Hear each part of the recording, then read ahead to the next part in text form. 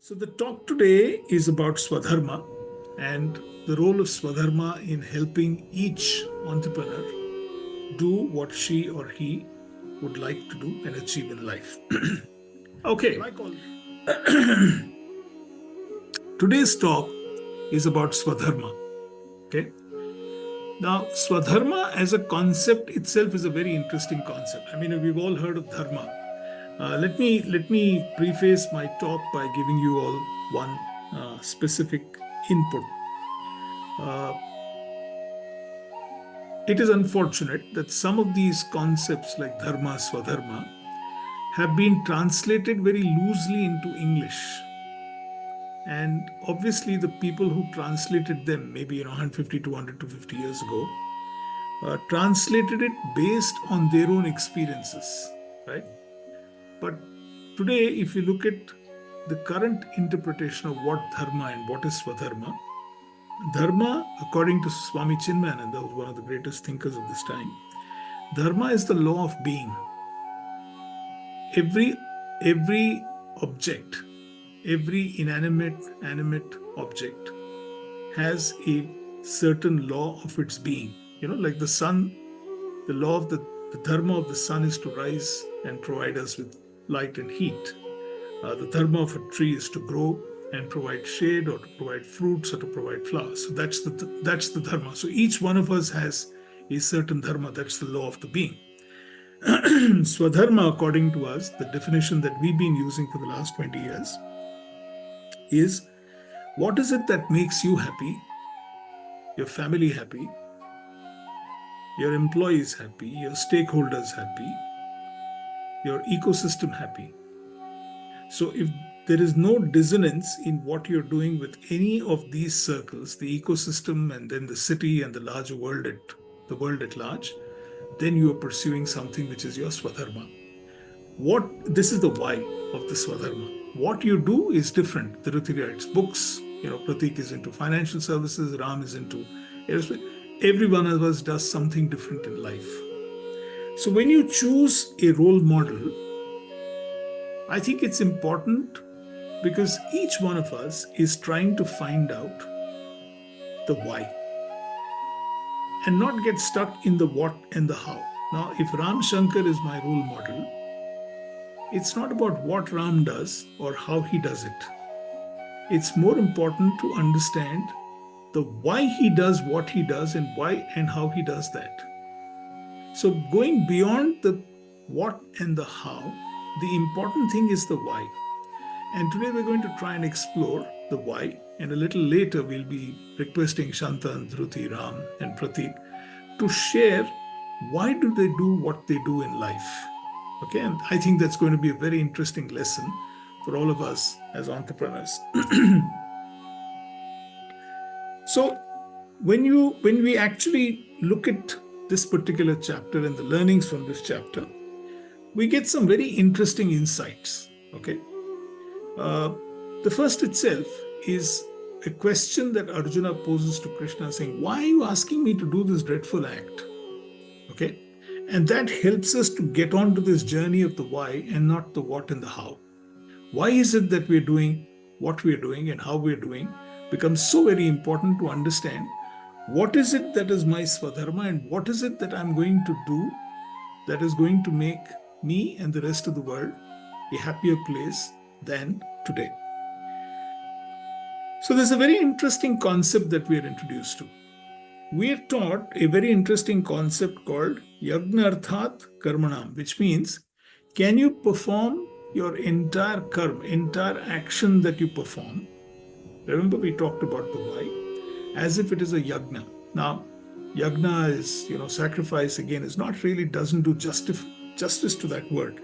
Because yagna comes from a word called yaj. And yaj actually means to honor. Yaj actually means to worship. Yaj actually means to adore.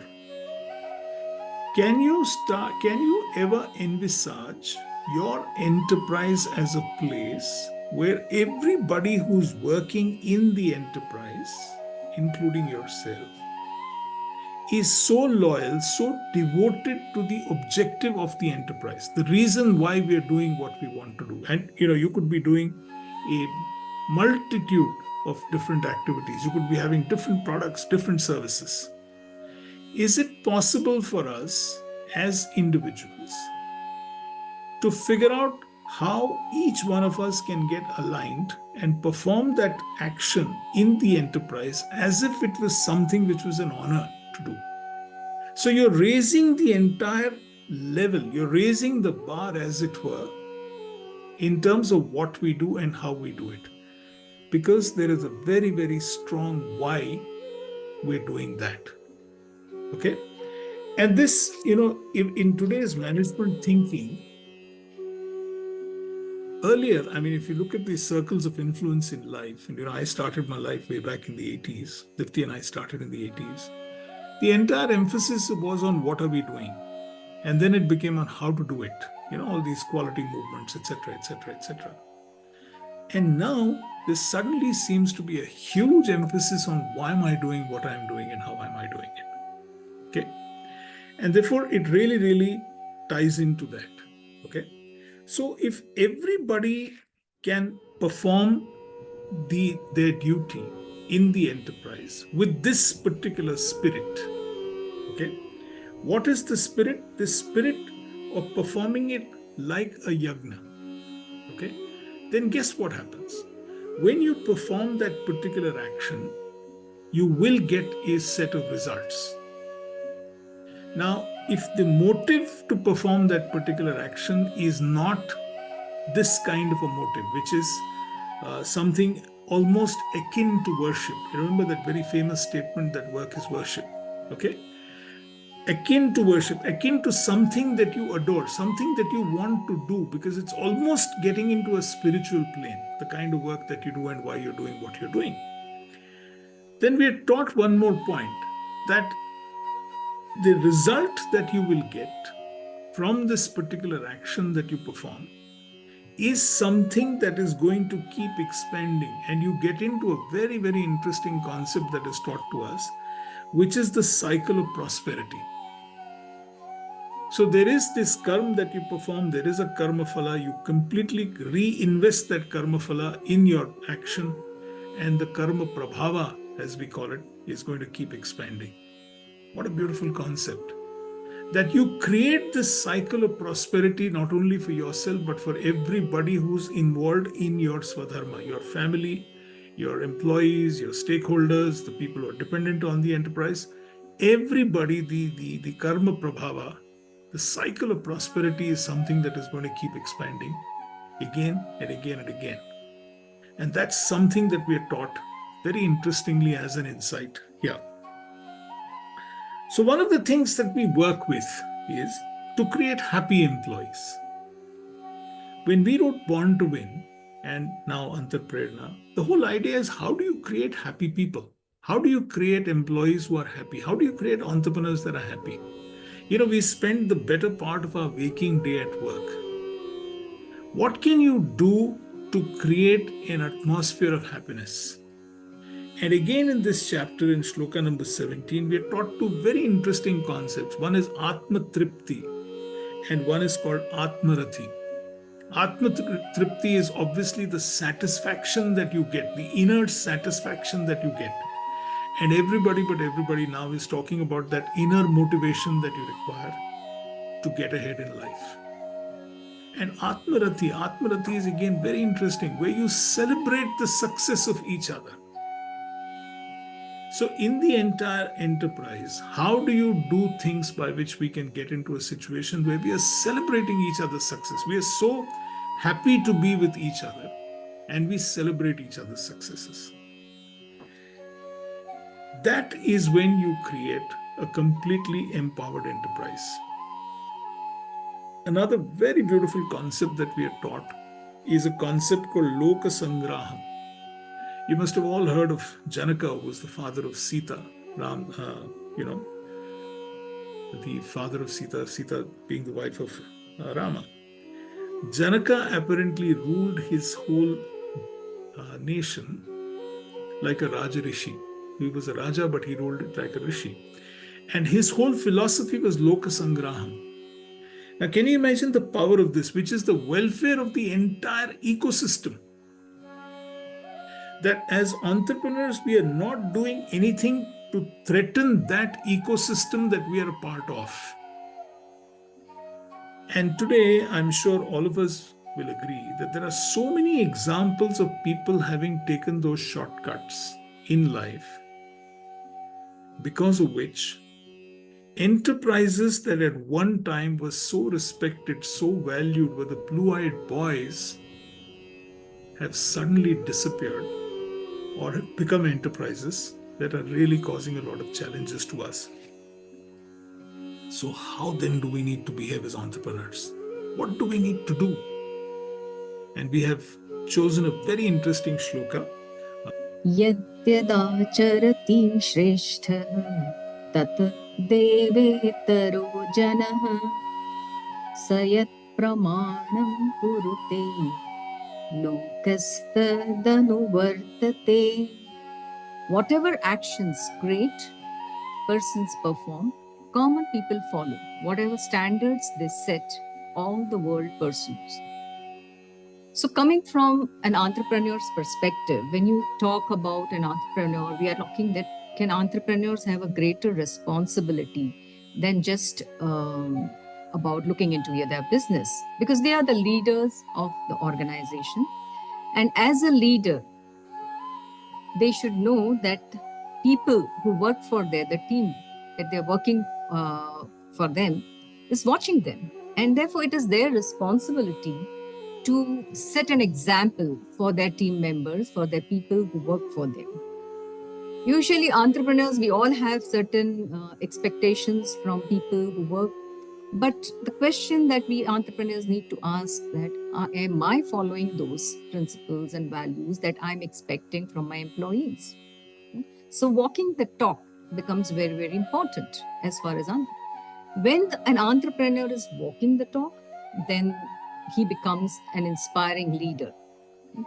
And often people who work for you learn from what they observe rather than what they are being told to. And that is true not just for employees, it is true for every individual. Even a child learns by observing the parents. So can entrepreneur be aware of that? Because what happens is that we often have those values and we insist those values and principles being implemented in the organization, but many a times the entrepreneur does not follow them. In such a case, you will find that there will be disrespect for the entrepreneur. But if the entrepreneur walks the talk, then he becomes an inspirational leader. You know, in my so many organizations I have worked with, and when I ask a question to them that who is your role model, many a times, people, the participants write that it is their either an immediate boss or their chairman or their MD. In one of the organizations that I saw was that, their focus, why they were doing some actions like Ram talked about, was that their focus was on health and of course on saving the energy. And when I went there, I found that it was a 3-story building, and I found that everybody used to use the stairs going up and down while there was a lift. So I asked them what happened, why is the lift not being used? And they said that no, we make it possible that everybody does at least some amount of exercises by coming up and down. And I saw that even the MD and the chairman themselves were going up and down using the stairs. The lift was meant for people who are either not able to do it or for the guests who come into the company. Now, that is what is setting an example is. If you want your employees to follow certain principles that you want them to be, and the values that you develop for your organization, then you should be the first one to practice. Because that is when the employees start respecting you, they have a trust in you. And when they do that, what Ram said, work is worship, is what comes through. And they enjoy, they get that culture of happiness gets created. And it's a win-win for both the employer and the employee. So this is my take on what an enterprise, as an entrepreneur, we should be doing. Fantastic. Thank you, Dipti. Thank you for that lovely share. So if this is so, that whatever is that Shrestha is is somebody who sets that gold standard. Then what is the challenge? Why is it that we move away from this concept? When we know that we have to set that role model, why? The last 21 years that we've been working with organizations, some which is unfortunately extremely toxic. And I've always wondered, where is the challenge? Why is it that they are moving away from this aspect of running an organization where the CEO or those who are there at the head are the role models? I'll tell you one more shocking aspect.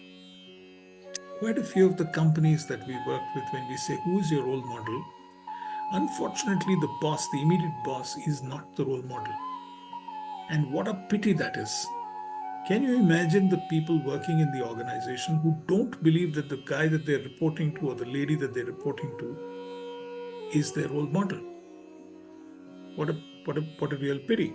So here is a lovely learning. Yad yad achariti shreshtaha tat tadeva taro janaha sayat pramanam kurate lokastad anuvartate. Whatever you do, people will follow. That's a fact of life. So why do we then move away from this? Is there a challenge that we face in terms of keeping to this particular thought? Is there something that we are doing by which we get away from this whole aspect of life? We know this is what we're supposed to do. What could be the reason that we're doing it? And again, there are some very interesting shlokas 36 to 38, where we're taught a very interesting concept saying Kamesha Krodesha Rajoguna, which means because you have these unfulfilled desires, you've got these unsubstantiated desires, these desires not by action, that you get into a situation where you get angry, and that is how a toxic culture evolves within the organization. I think as entrepreneurs, we've got to be extremely careful about this. How do we prevent that toxicity from entering this organization? And who should be doing that? Who should ensure that this toxicity is something that we need to avoid within the organization? Shreyan swadharmo vigunaha paradharmatvanusthita saswadharme nidanam shreyah paradharmo bhayavaha. So when you choose a role model, and if you're choosing a role model which has negative qualities, not necessarily all the role models do have positive. Sometimes people follow blindly.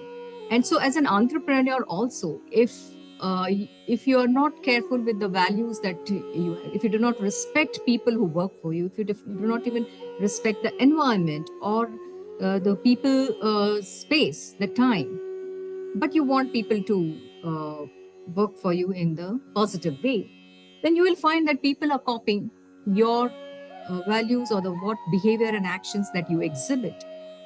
So it is important to know that it is better to go by your own swadharma. The roles and responsibility, everyone, if you use your intellect, your buddhi, then the buddhi will identify and discriminate that what you are doing is the right thing or not. And if you use that, then you are able to know that yes, your swadharma need not be the swadharma of other person. And if you emulate the other person who is non-ethical, then it may only lead to fear, loss, and for yourself. So that is my take on this. Shreyan Swadharma Viguna, which means it is better to do what we want to do. We are always under so much of pressure. We've got investor pressure, we've got stakeholder pressure, we've got bank pressure, we've got so many people who are trying to push us to do things which are going against our grain. And I think it's very, very important to keep this in mind, that as an individual, as an entrepreneur, and as somebody who is working with the entire enterprise, it is easy for us to slip in, to work as per somebody else's paradharma. And Krishna very clearly is telling us that, look, If it is required, don't go by the literal meaning of the shloka there, which says Swadharme Nidhanam Shreya, which means, even if you die, it doesn't matter.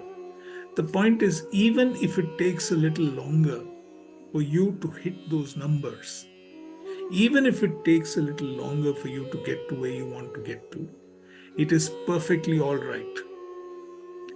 Rather than doing something which goes against your grain.